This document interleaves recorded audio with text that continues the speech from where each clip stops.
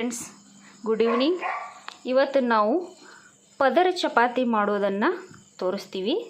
ಯಾವ ರೀತಿ ಚಪಾತಿ ಮೃದುವಾಗಿ ಪದರ ಆಗಿರ್ತದೆ ಅಂಥೇಳಿ. ಈ ರೀತಿ ಗೋಧಿ ಹಿಟ್ಟನ್ನು ಒಂದು ಡೋ ಮಾಡೋದಂತ ನಿಮ್ಗೆ ಗೊತ್ತೈತಿ. ಗೋಧಿ ಹಿಟ್ಟನ್ನು ಒಂದು ಸ್ವಲ್ಪ ಉಪ್ಪು ನೀರು ಹಾಕಿ ಕಲಸಿ 10ರಿಂದ 15 ನಿಮಿಷ ಅದನ್ನು ಹಾಗೆ ಮುಚ್ಚಿ ಇಡಬೇಕು. ನಂತರ ಒಂದು ಗೋಲಾಕೃತಿಯ ಒಂದು ಹಿಟ್ಟಿನ ಕಣಕವನ್ನು ತಗೊಂಡು ಈ ರೀತಿ ಲಟ್ಟಿಸ್ಬೇಕು ಲಟ್ಟಣಿಗೆಯಿಂದ. ನಂತರ ಅದಕ್ಕೆ ಎಣ್ಣೆಯನ್ನು ಹಚ್ಚಬೇಕು. ನೋಡಿ, ಎಣ್ಣೆ ಹಚ್ಚಿ ಒಣ ಹಿಟ್ಟನ್ನು ಹಾಕಬೇಕು. ಮತ್ತೆ ಮಡಚಿ ಮತ್ತೆ ಎಣ್ಣೆಯನ್ನು ಹಚ್ಚಿ ಒಣ ಹಿಟ್ಟನ್ನು ಸ್ವಲ್ಪ ಹಾಕ್ಕೋಬೇಕು. ಈಗ 2 ಮಡಕೆಗಳಾದವು. ಇದು 4 ಪದರಿನ ಚಪಾತಿ ಆಗುತ್ತದೆ. ಈಗ ನೋಡಿರಿ, ಈ ತ್ರಿಕೋನಾಕಾರವನ್ನು ನಾವು ಗೋಲಾಗಿ ಲಟ್ಟಿಸ್ತಾ ಹೋಗಬೇಕು. ಲಟ್ಟಣಿಗೆಯಿಂದ ತ್ರಿಕೋನ ಆಕಾರವನ್ನು ಗೋಲಾಗಿ ನೋಡಿ ಯಾವ ರೀತಿ ಚಪಾತಿ ಗೋಲ್ ಆಗ್ತಾ ಇದೆ. ನೋಡ್ರಿ, ಯಾವ ರೀತಿ ಚಪಾತಿ ಗೋಲಾಗಿ ಬರ್ತಾ ಇದೆ. ಈ ಗ್ಯಾಸ್ ಕಟ್ಟೆ ಮೇಲೆ ಇದು ಈ ರೀತಿ ಚಪಾತಿಯನ್ನು ಗೋಲ್ ಮಾಡಿ ಈಗ ಕಾದ ತವಾದ ಮೇಲೆ ಚಪಾತಿಯನ್ನು ಹಾಕಬೇಕು. ಎಣ್ಣೆಯನ್ನು ಹಾಕಬೇಕು.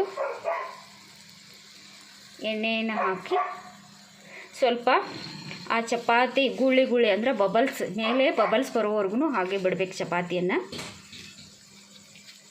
ಬಬಲ್ಸ್ ಬರೋವರೆಗೂ ಹಾಗೆ ಬಿಟ್ಟು ನಂತರ ಚಪಾತಿಯನ್ನು ಹೊಳ್ಳಿಸಿ ಇನ್ನೊಂದು ಮಗ್ಗಲ ಹಾಕಬೇಕು. ಈಗ ಈ ಬದಿಗೂ ಕೂಡ ಸ್ವಲ್ಪ ಎಣ್ಣೆಯನ್ನು ಹಚ್ಚಬೇಕು. ಈ ಬದಿಗೂ ಕೂಡ ಸ್ವಲ್ಪ ಎಣ್ಣೆಯನ್ನು ಹಚ್ಚಬೇಕು. ನೋಡಿ ಯಾವ ರೀತಿ ಚಪಾತಿ ಉಬ್ಬುತ್ತಾ ಇದೆ. ಮೀಡಿಯಮ್ ಉರಿಯಲ್ಲೇ ಈ ಚಪಾತಿಯನ್ನು ಬೇಯಿಸ್ಕೋಬೇಕು. ಯಾಕಂದ್ರೆ ಇದು ಗೋಧಿ ಕಣಕ ಇರೋದ್ರಿಂದ ಚಪಾತಿ ಚೆನ್ನಾಗಿ ಬೇಯಬೇಕು. ಹಸಿ ಬಿಸಿ ಇರಬಾರ್ದು.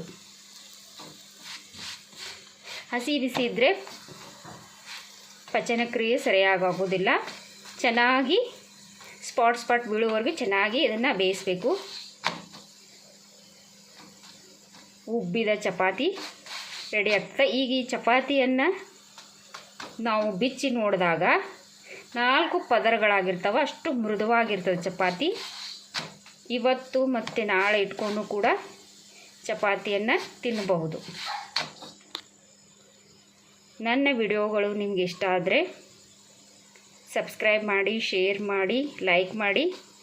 ಇದೇ ರೀತಿ ಇನ್ನು ಉಳಿದಂಥ ಹಿಟ್ಟಿನ ಚಪಾತಿ ಮಾಡ್ತಾರೆ. ಯಾವುದೇ ನನ್ನ ವಿಡಿಯೋಗಳನ್ನು ಸ್ಕಿಪ್ ಮಾಡದೆ ನೋಡಿ.